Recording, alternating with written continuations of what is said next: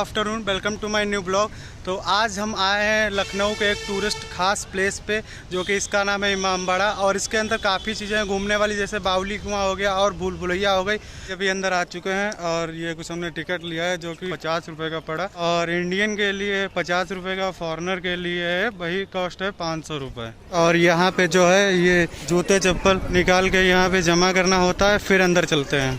बड़ा इमामबाड़ा बनाने वाले नवाब आसिफउद्दौला है, अवध के चौथे नवाब, जिनके सामने फोटो लगी है। इनका शासन यहाँ पर 22 साल चला। 22 साल में 11 साल इस बिल्डिंग को बनाने में लगे। ये बिल्डिंग 1773 में बनाना शुरू करी और 1784 में कंप्लीट हो गई, यानी कि बने हुए लगभग 255 साल हो चुके हैं इस बिल्डिंग को। नीचे एक दरगाह बनाई गई है, इसलिए आज भी यहाँ पर हम लोग शूज़ उतार कर आते हैं। और इसका डिज़ाइन किसी महल जैसा दिया गया है।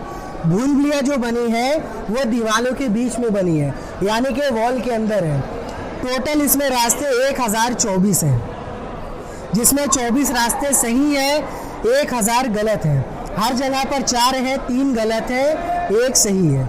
जिसमें पहले हम आपको घुमाएंगे और घुमाने के बाद उसमें हम आपको रास्ता ढूंढने के लिए छोड़ेंगे। जब आप नहीं निकल पाएंगे तो हम आपको निकाल लेंगे। सामने जो आप देख रहे हैं सीढ़ी जैसा, इसको बोलते हैं सिंहासन।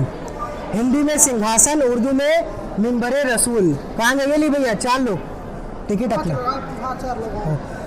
मिंबरे रसूल बोलते हैं उर्दू में। मुहर्रम में मौलाना आते हैं, इस पर बैठकर कुरान की आयतें पढ़ते हैं और नीचे बैठकर उनको हर साल सुनते हैं। लेकिन आखिर इसमें नीचे दरगाह थी, तो घूमने की जगह भूल भुलैया कैसे बन गई वो अभी हम आपको बताएंगे, लेकिन पहले दरगाह के बारे में बता रहे हैं। बिल्डिंग का पहला हॉल दिखाने जा रहे हैं, जिसका नाम है चाइनीज हॉल। आइए देखिए सर, ये बिल्डिंग का पहला हॉल है और इस हॉल का नाम है चाइनीज हॉल। इसकी छत पर डिज़ाइन जो देख रहे हैं हम लोग, ये चीनी बर्तनों का डिज़ाइन है। आज से 250 साल पहले नवाब आसिफउद्दौला के पास, भैया जिसका गाइड नहीं है वो गाइड ले ले, वहाँ से एंट्री होगी गाइड की, वहाँ से ले लिए जाकर। चीनी बर्तनों का डिज़ाइन है। 250 साल पहले नवाब आसिफउद्दौला के पास इस तरह के कुछ चीनी बर्तन थे, जिसमें वो डिनर करते थे। लेकिन उस प्लेट की या बर्तनों की खासियत ये थी, अगर कोई इसमें उनको जहर देता था, उसका कलर अपने आप चेंज होने लगता था। वो बर्तन आज भी ग्वालियर के म्यूज़ियम में रखे हैं। सबसे पहला बर्तन का डिज़ाइन प्लेट का बना है, छोटे सा। दूसरा ट्रे का बना है, तीसरा बड़े से बाउल का बना हुआ है। चारों तरफ ये जो रेड कलर की चेयर है, देखने में आपको लकड़ी की नज़र आ रही, पत्थर की है। इस पर मशालें लगती थी ताकि इमामबाड़े के अंदर रोशनी हो सके। बिल्डिंग का पहला हॉल चाइनीज़, दूसरा देखेंगे इसमें पर्शियन, एशिया का सबसे बड़ा हॉल विदाउट सपोर्ट। आइए, बिल्डिंग का सेकेंड हॉल है और इस हॉल का नाम है पर्शियन हॉल, और ये एशिया का सबसे बड़ा हॉल है। एशिया का सबसे बड़ा हॉल बिना सरिया बिना बीम का। इसमें कोई सरिया या कोई बीम का यूज़ नहीं हुआ है। 165 फीट लंबा हॉल है, 70 फीट ऊंचा हॉल है, 60 फीट चौड़ा हॉल है, बिना सरिया बिना बीम का। बिल्डिंग का आर्च ऐसा दिया ताकि इसका सारा वेट इन दीवारों पर रोक दिया जाए। एक आप हम अंदाज़ा भी नहीं लगा सकते आखिर इसके ऊपर कितना वेट दिया गया है, क्योंकि भूल भुलैया की छत 22 फीट की मोटी बनी थी, और वही 22 फीट की मोटी छत में भूल भुलैया के रास्ते बनाए थे, यानी कि वज़न कम करने के लिए भूल भुलैया में रास्ते बनाए थे। जैसा कि लोग कहते हैं कि भूल भुलैया को दुश्मन से बचने के लिए बनाया था, लेकिन ऐसा कोई भी रीज़न नहीं है। भूल भुलैया को बनाया नहीं गया था, भूल भुलैया तो कन्फ्यूज़न से बन गई थी। अभी बताने पे आपको ऐसा लग रहा नहीं है। जब इसमें घुमाएंगे, तो जब आप दीवारों के बीच में घूमेंगे, जब ही आपको पता लगेगा। ये जो गैलरी बनी रेड कलर की, अभी इस पर घूमना मना हो गया। ये रेलिंग जब खुली थी तो यहाँ पर हम गाइड खड़े होते थे, सबको वहाँ खड़ा करते थे, पेपर बजाए, माचिस जलाए, चुटकी बजाए, कोई से भी आवाज़ करते थे, आवाज़ वहाँ तक आती थी। लेकिन जाना मना कर दिया क्योंकि रेलिंग कमज़ोर हो चुकी है। 250 साल पहले ये रेलिंग बनाई गई थी, उसी समय राजस्थानी पत्थर इसको बोलते हैं। अब ये पत्थर पूरी तरह से ख़राब हो चुके, कमज़ोर हो चुका है। ये जो इकोमैक सिस्टम लगा है दीवारों के बीच में, दीवारों में मोटे मोटे खांचे जो दिखाई दे रहे हैं, इन्हीं को बोलते हैं उस समय का इकोमैक सिस्टम, 250 साल पुराना। सामने करबला का नक्शा है। करबला इराक में बनी है। जो लोग इराक करबला नहीं जा सकते हैं, वो लोग आकर यहाँ पर दर्शन करते हैं आज भी। मोहम्मद साहब सल्लल्लाहु अलैहि वसल्लम, उनके नाती थे हज़रत इमाम हसन, हज़रत इमाम हुसैन। उन्हीं की याद में यहाँ पर दरगाह बनाई गई। उनकी ओरिजिनल दरगाह इराक करबला में बनी है।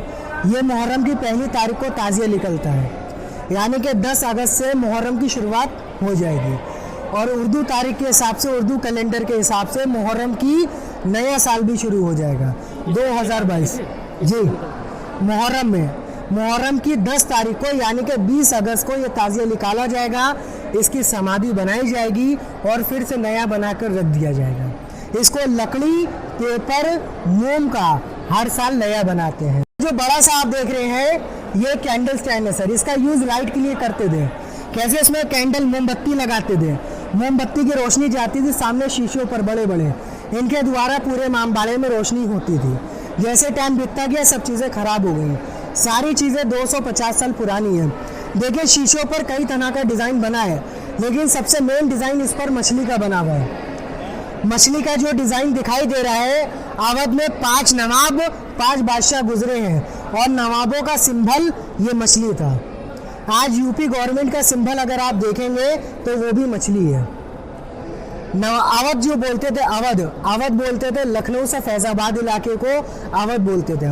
यहाँ पर 5 नवाब और 5 बादशाह गुजरे हैं जिन्होंने अवध के अंदर शासन किया और कई फेमस बिल्डिंगों को बनाया था, जैसे लखनऊ का बड़ा इमामबाड़ा, 4 बाग railway station, Chhota Imambara, picture gallery, governor house, Vidhansabha, Chhatar Manzil, ये सारी फेमस बिल्डिंगें हैं नवाबों ने बनवाई थी, जिसमें कुछ जगह आज कॉलेज बन चुके हैं। जैसे जहाँ पर गदर फिल्म की शूटिंग हुई थी लामार्ट कॉलेज, वो भी नवाबों का महल था। और कुछ जगह सरकारी कॉलेज बन चुके हैं, कुछ जगह सरकारी विभाग बन चुके हैं। ये पहले चीज़ें नवाबों के महल हुआ करते थे, इसलिए नवाबों के समय जितनी बिल्डिंगें बनी आप देखेंगे तो उनकी छत पर डिज़ाइन मछली का ज़रूर बना होगा। डिज़ाइन इसमें बहुत तरह के दिए, लेकिन सबसे मेन डिज़ाइन इसका मछली का है। अखरोट की लकड़ी से शीशे का फ्रेम बना है और सारा बेल्जियम गिलास इसमें लगा हुआ है, यानी कि उस समय पे बेल्जियम से झाल फानूस आते थे, क्योंकि बेल्जियम का शीशा सबसे अच्छा होता था। इसलिए 250 साल से ये शीशा आज भी लगा है। भले शीशा रिपेयर नहीं हो पाता है, लेकिन उसी समय का है जो आज भी सेफ है।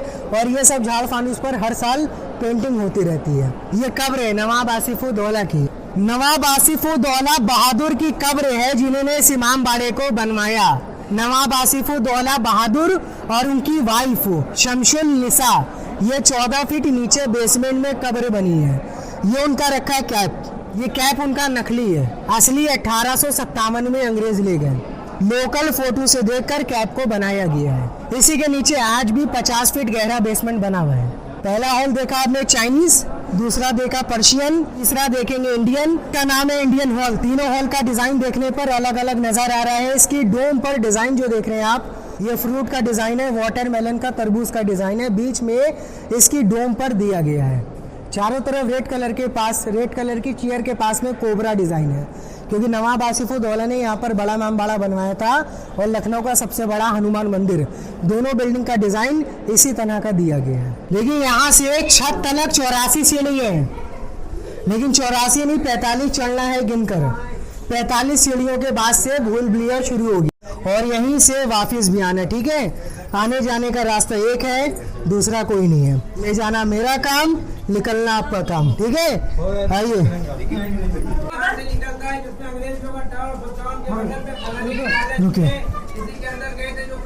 देखिए सर, हम लोग भूल भुलैया के अंदर आ गए, यानी कि दीवालों के बीच में 330 फीट लंबी गैलरी है, 15 फीट की मोटी दीवार है और 2.5 फीट का रास्ता है। जैसे फ्लोर बढ़ते जाएंगे रास्ते चौड़े होते जाएंगे, हाइट कम होती जाएगी। ये सारे रास्ते दीवालों के बीच में बनाए गए हैं।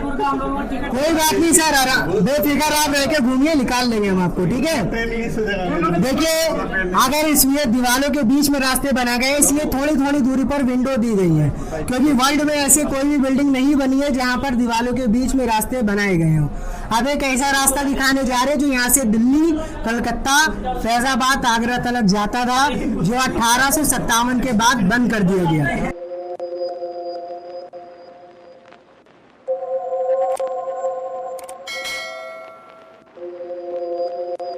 ये रास्ते अंडरग्राउंड है। ये रास्ते उस समय पे अलग अलग शहरों में जाते थे। ये रास्ता यहाँ से दिल्ली, कलकत्ता, फैजाबाद, आगरा तक जाता था।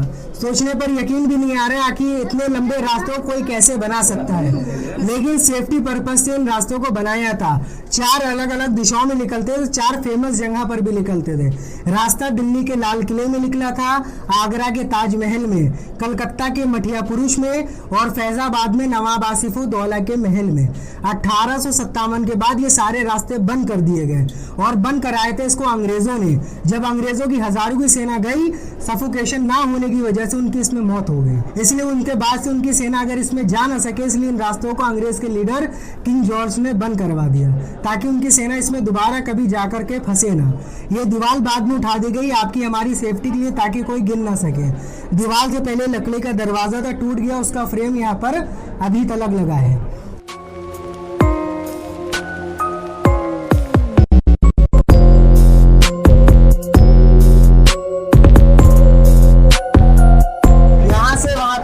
फीट की दूरी है, दुश्मन देखने का रास्ता। आप सबको देख रहे हैं लेकिन आपको कोई नहीं देख पा रहा है। दोस्त और दुश्मन का पता कपड़ों का कलर देखकर लगाते थे और यहाँ से देखकर तीर 900 फीट की दूरी पर मारते थे। आइए यहाँ से लेफ्ट होकर आइए, 330 फीट की लंबी गैलरी यहाँ पर खत्म होती है। लेफ्ट होकर आप लोग आइए यहाँ से, ठीक है। आइए इधर से भी सेकंड फ्लोर पे निकलिएगा, इधर से भी, उधर से जाइएगा, जब भी उधर ही निकलिएगा।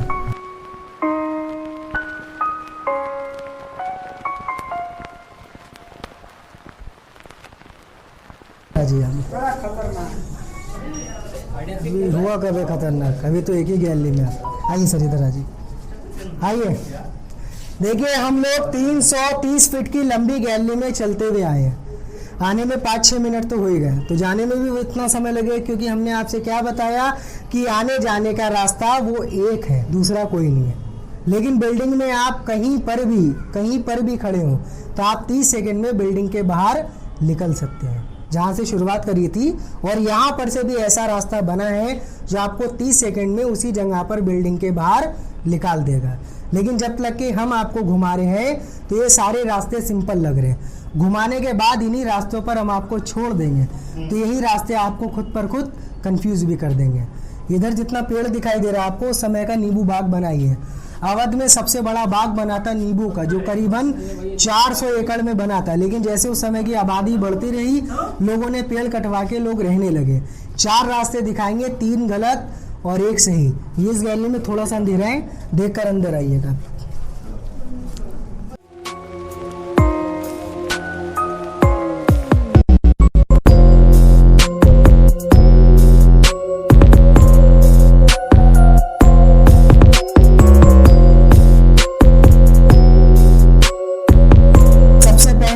जिससे आप आ रहे हैं यहाँ पर आकर ये भी गलत हो गया, राइट वाला भी गलत है, सीधे जा रहा है ये भी गलत है।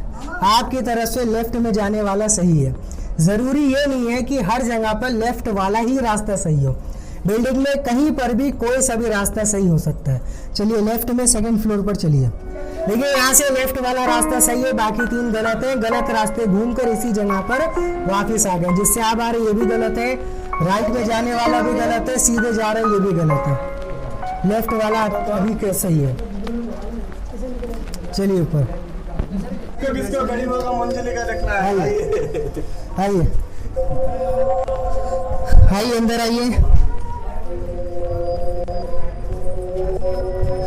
आप हम लोग सब कुछ दिखा के जी कई जगह पे बैठेंगे, हम लोग छोड़ देंगे, तब ये लोग समझ आएगा।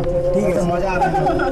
सीधा सीधा घूम रहा हम छोड़ेंगे सर, अभी छोड़ेंगे। पहले समय की आपने कहावत सुनी होगी, मुहावरा, धीरे बोलिए ऐसा बोलिए, दीवालों के भी कान होते हैं। आप मेरी आवाज को सुनिए। 50 फीट की दूरी पर जा रहे हैं बात करने के लिए। जब आपको आवाज आएगी शांत रहकर आना होगा, ठीक है सर? शांत रहकर मेरी आवाज को सुनिए सब लोग।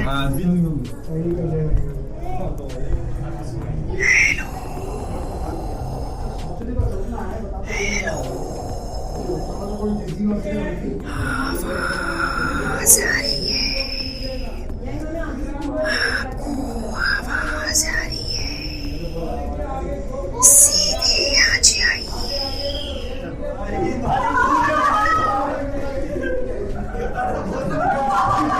आइए चलिए आइए, चलिए आइए। ऊपर आइए सर, इधर से आइए, ऊपर चलिएगा, ऊपर चलिए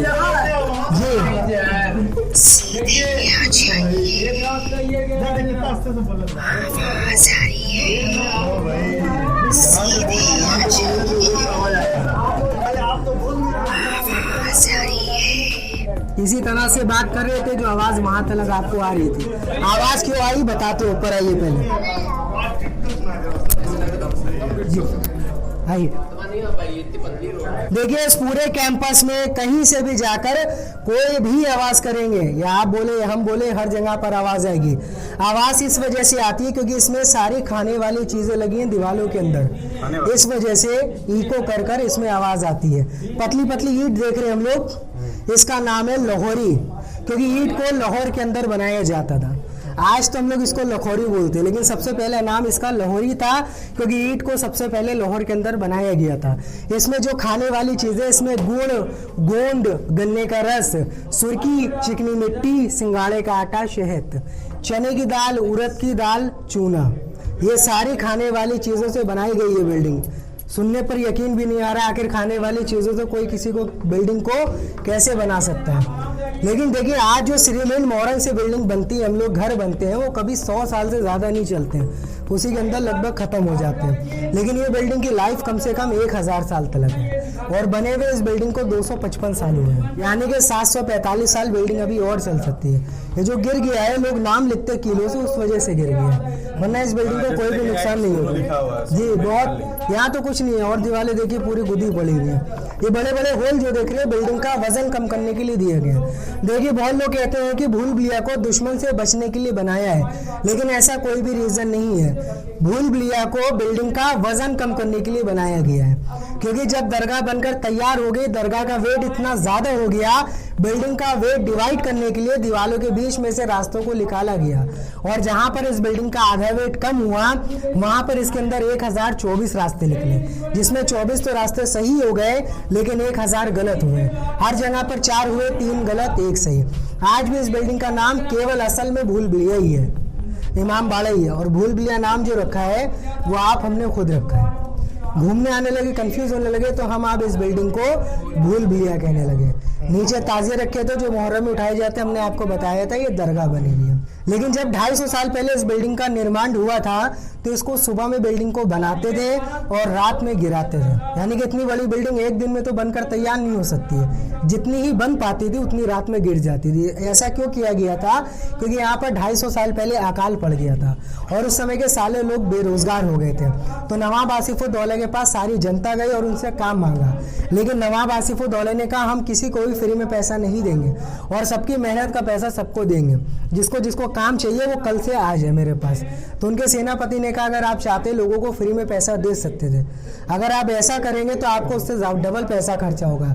कहने के डबल पैसा खर्चा होगा वो ठीक है, लेकिन अगर हम इनको फ्री में पैसा देंगे तो ये कल जाकर आलसी भी बन सकते हैं और ज़िंदगी भर मेरे आगे सर झुका कर चलेंगे। तो उनकी मदद तो करेंगे, लेकिन कुछ इस तरह से करेंगे ताकि मेरे आगे हमेशा सर उठा कर चलेंगे। तो उन्होंने कहा जिसको काम आता है वो नक्शे द्वारा बिल्डिंग को बनाए।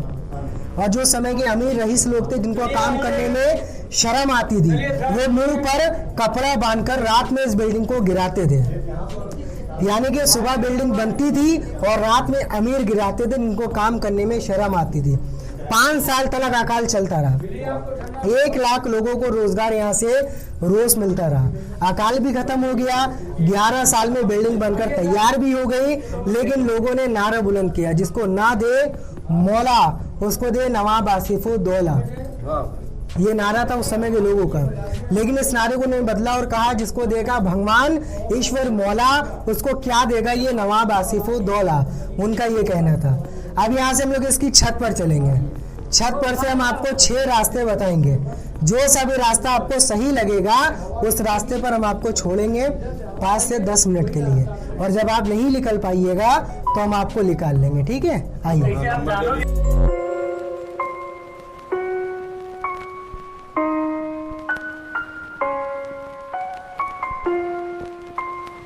ये एक रास्ता ये है, एक रास्ता वो है और एक रास्ता वो है, 3 इधर है और 3 ऐसे उधर बने हुए हैं।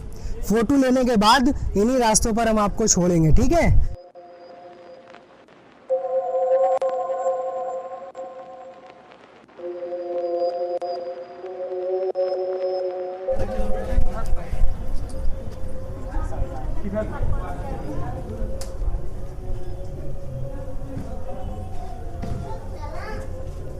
आइए आइए, इधर आ जाइए, इधर आ जाइए। देखिए आप सब एक साथ चलिएगा, ठीक है, एक साथ चलिएगा, हम आपको निकाल लेंगे। पहला रास्ता ये सही है, उसके बाद आप ढूंढिए। और सुन लिए, देखिए 30 सेकंड का रास्ता है, 5 से 6 मिनट में हम आपको बिल्डिंग के बाहर निकालेंगे, ठीक है। चलिए पहला रास्ता ये सही है, चलिए ढूंढिए।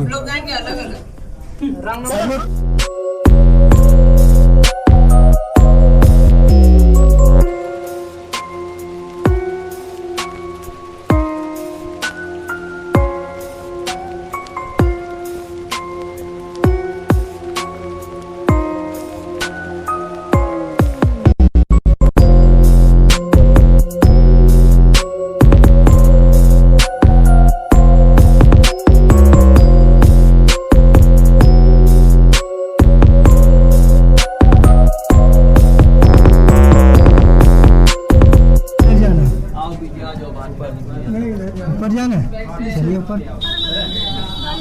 जो सही लगे वो चलिए। इधर चल रहा है, इधर लगिए, जिधर सही लगे उधर चलिए, अभी हम आपको बताएंगे नहीं।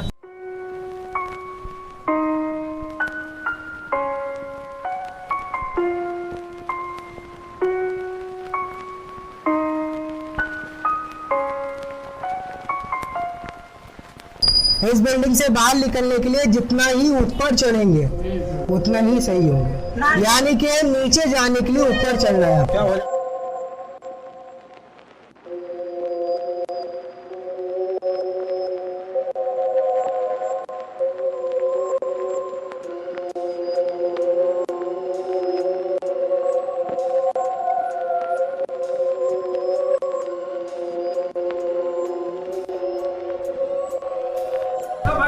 आइए इधर आइए वापस।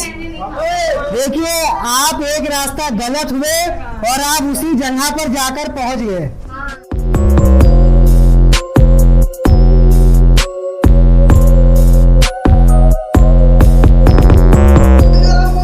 देखिए सर बाहर आ गए, 30 सेकंड लगा, 30 सेकंड में बिल्डिंग के बाहर आ गए।